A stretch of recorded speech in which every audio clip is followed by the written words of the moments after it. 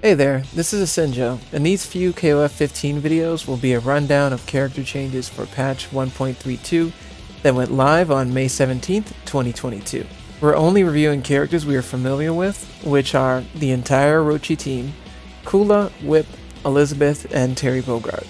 But if you're interested in seeing more quality content like this, we'll let you know how to support us at the end of the video so you can see more complete video series. Some of this stuff will go over our head in these patch notes, but we'll try our best to discuss it anyway. Really excited about these changes, so let's get started.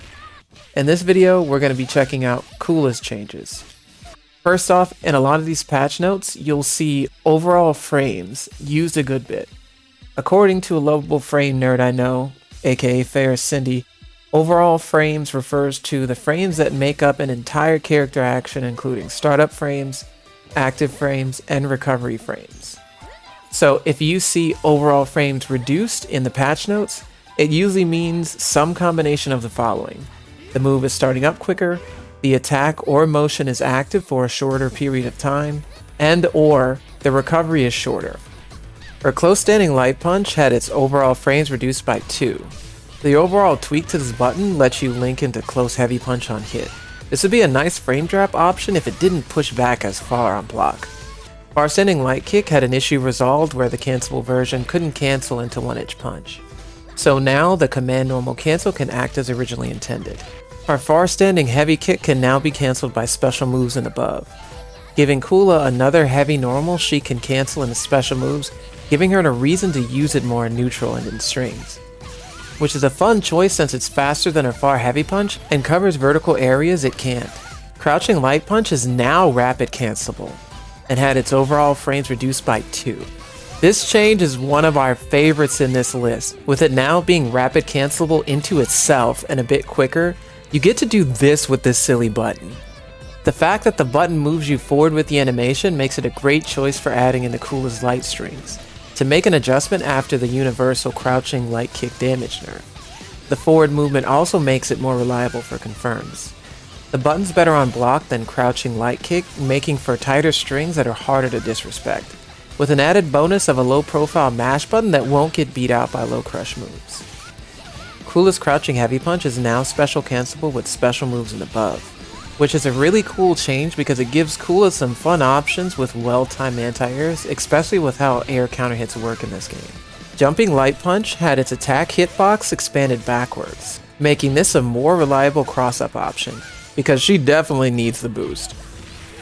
It may be okay with short hops, but crossing up with this button from a full jump still feels kinda weird with how floaty her jump is. Kula's slider shoot, had its overall frames reduced by 3. Which may make this move a bit faster with better recovery in exchange for being active for less time, though it may be hard to tell the difference. With the heavy punch version of Kula's DP, Crow Bite, it's now invulnerable to in-air attacks. The hitbox has been expanded upward for the first hit. There's no recovery on the first hit, and the landing recovery frames have been greatly increased if it does not hit.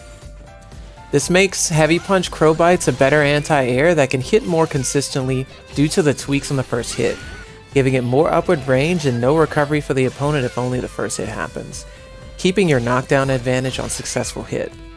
In exchange, if you whiff this, it's going to be even easier for you to get evaporated on a bad read. EX Crow Bite also had a recovery change, greatly increasing the landing recovery frames on whiff. Similar to the HP version, easier to punish now if you make that bad read. Kula's Light Punch Diamond Breath had its attack startup reduced from 20 frames to 15 frames, making that signature move that much faster. This will be more of a pain to deal with in neutral as well as in Kula's strings.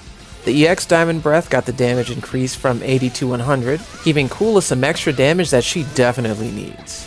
The Light Punch version of her counter shell now doesn't reflect projectiles but nullifies them, letting you have another option for dealing with projectiles versus opponents who have a punish ready for your usual counter shell follow-up.